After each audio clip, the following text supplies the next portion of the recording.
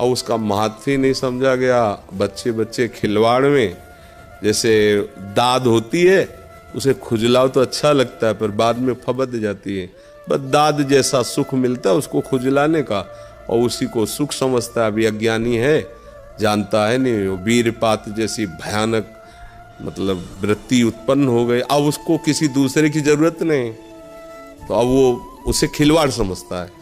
ऐसे ऐसे बच्चे मिले जो दिन में 8-8 बार हस्तमैथुन करते हैं, और उन्होंने ऐसा सर्वनाश कर लिया, आंखों से दिखना, खड़े हो चक्कर, कमर में दर्द, लघुशंका कर रहे हैं तो वीरपात हो रहा है, हर तरह से दुर्दशा हो गई।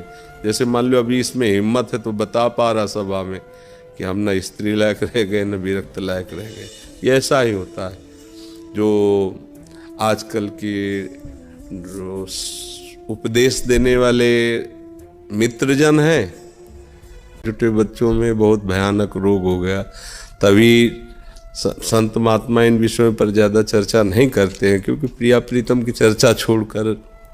पर इसीलिए हितधाम में हम खुल करके हस्तमैथुन से सर्वनाश, इसकी चर्चा इसीलिए की थी कि कम से कम आप लोग समझें, जिसे आप खिलवाड़ समझते हैं, जिसे आप मनोरंजन समझते हैं, वो आपका सर्वनाश कर देगा। ये प्रक्रिया नहीं है। गृहस्थी में संतानोत्पत्ति की प्रक्रिया शास्त्र विधान से की गई है, जिससे भगवान की सृष्टिजनक पूजा का हेतु होता है। लेकिन अभी बच्चा है, अगर वो वीरपात करता है तो वो इसी स्थिति को, आप नहीं हजारों ऐसे बच्चे हैं, हजारों, आप ही अकेले नहीं हैं। तो इसका कारण हो गया कि फसल पकी नहीं, आपने नष्ट कर दिया। अगर 20 वर्ष तक ब्रह्मचर्य ठीक रखे और फिर गृहस्थ में जाए ब्याह करके, और फिर स्त्री सहवास करे, उसको कुछ नहीं बिगड़ने वाला। वो 20 वर्ष स्त्री सहवास करके और फिर वो वैराग्य में चले तो वो बिल्कुल सच्चा फकीर बन सकता है। पर देखो सुधरने की चेष्टा है। हाँ, आप निकल सकते हो। सत्संग सुनो, जो ब्रह्मचर्य संबंधी सत्संग दिया, उन पे क्या ज्यादा चर्चा करे। वो बहुत सत्संग है ब्रह्मचर्य के, उनको सुनो। तो कभी दिन में से कभी हस्तक्रिया हो नहीं सकती। अभ्यास इतना गलत बन गया महाराज जी कि हाथ वहाँ पहुँच जाता है, वो भी रात में। अच्छा, हम तो नाम का निरंतर रटन करते रहते हैं। ऐसा नहीं बच्चा, बहुत नहीं, ऐसा बच्चा निरंतर नाम का रटन सिद्धों का होता है। नाम की फिर अवहेलना हो जाएगी ऐसे। हाँ, बच्चा नहीं, क्योंकि अब देखो जहाँ बैठे हो आप बहुत संभल के बोलो, क्योंकि नाम हमारा आराध्य देव, हमारे एकदम नाम पर अगर कोई बोले तो हमें एकदम आवेश आ जाएगा, क्योंकि हम नाम से जी रहे हैं और नाम का स्वाद ले रहे हैं। नाम क्या है, इस पर काम की क्या ताकत है कि नाम जहाँ चल रहा है वो अपना प्रभाव दिखा दे। ऐसा थोड़ी कि हम राम राम कृष्ण कृष्ण कह रहे हैं वो हमें आके परास्त कर गया। ऐसा होते जितने बड़े बड़े दिग्गज समर्थ महात्मा हुए तो सब बेकार हो जाते। बच्चा देखो, बच्चा अभ्यास करो, रात हो या दिन हो, ये कोई बड़ी बात नहीं है। अभ्यास गलत जैसे तुमने कर लिया है, ऐसे सही अभ्यास करो।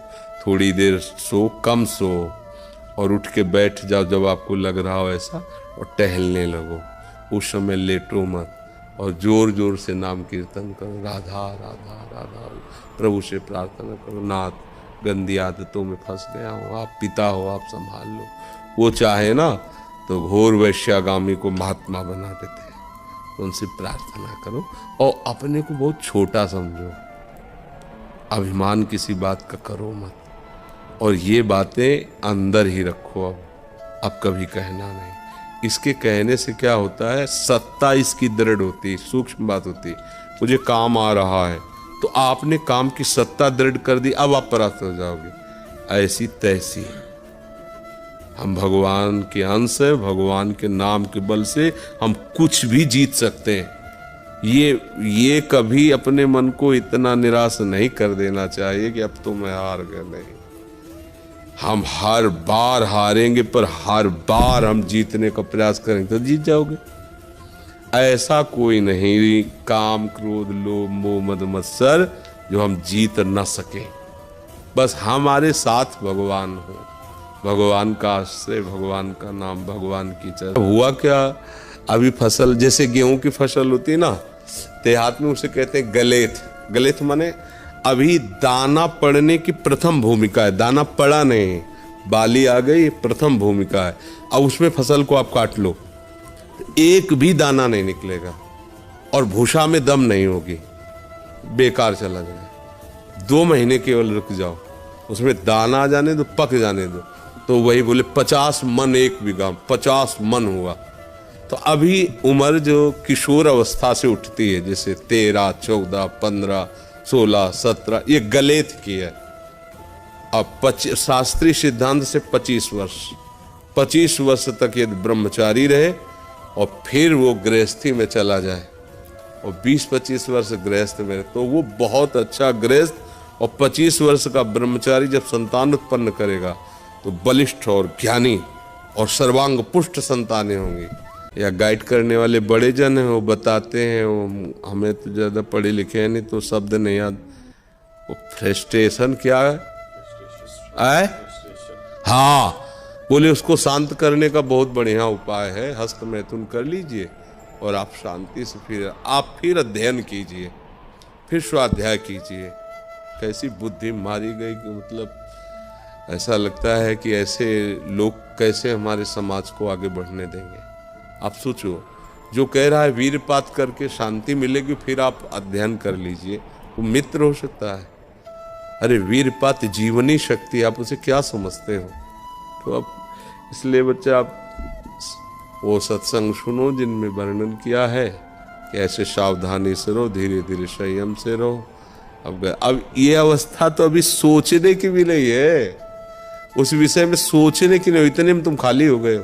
अब आप सोचो क्या है, ये कोई संकोच की बातें नहीं। बच्चे बच्चियां सब बर्बाद हो रहे हैं, यानी कि बच्चे ही बर्बाद हो रहे हैं सब। बहुत बड़ी हानि, बहुत बड़ी, ये हमारे समाज की बहुत बड़ी हानि है। अब जिन बच्चियों के अंदर प्रवृत्ति बन गई है, ऐसी गंदी प्रवृत्ति, वो एक पति को लेकर संतुष्ट हो पाएंगे क्या? जिन बच्चों के अंदर ऐसी प्रवृत्ति हो गई, वो एक पत्नी में संतुष्ट हो पाएंगे क्या? दोनों का जीवन बर्बाद है। तो बिना शास्त्र अनुशासन के, बिना संयम के, इसीलिए पहले था कि चाहे राजा का राजकुमार हो, चाहे गरीब का बालक हो, दोनों को गुरुकुल में रखा जाता था एक लेवल पर। दोनों संयम से चले, तुम राजा बनो, तुम प्रजा बन करके राजा की सेवा करो, वो जो भी, पर दोनों एक समान गुण के अधिकारी होते थे। अब आजकल तो ऐसा है नहीं, और अपने बस की बात नहीं रह गई। भाई आप न सुधरना चाहो तो चाहे ब्रह्मा जी आ जाए, आपको नहीं सुधार सकते, आपके सुधरने पर है। आपने खुद अपना नाश कर लिया। अभ्यास एक ऐसी चीज होती है कि बहुत अच्छी भी होती है, बहुत बुरी भी होती है। अब जैसे जिनको ऐसा अभ्यास हो गया है, वो कसम खा ले तो भी नहीं रुक सकते, क्योंकि उनके हाथ वहीं पहुंच जाएंगे, वैसी चेष्टा करेंगे, फिर बाद में उनको रोना आएगा, फिर वो कसम खाएंगे, फिर वो हार जाएंगे, पर उनके जबरदस्ती वो क्रिया करा लेगा। अभ्यास एक बहुत बड़ी चीज होती है। अच्छा, पवित्र रहो, गंदे लोगों से मत मिलो, गंदे दृश्य मत देखो, मोबाइल आदि गंदी वृत्तियों को ना देखो, नहीं तो फिर बुद्धि खराब हो जाएगी। ठीक है, और चुप रहो, गंभीर रहो, गंदी बातों का महत्व ही मत रखो। वो आ रहे मन में, उनको ऐसे हटाते रहो, कूड़ा करकट की तरह। जैसे पागल आदमी बोलता है, हम नहीं मानते, ऐसे ही हमारा मन पागल है, वो कुछ भी प्रेरणा करे हम नहीं मानते। बस लगेगा, समय लगेगा, अपने आप जो होने दीजिए। आप स्वयं चेष्टा मत कीजिए, धीरे धीरे धीरे धीरे ठीक हो सकता है। ऐसा नहीं कि नहीं ठीक हो सकता। बड़े बड़े असाध्य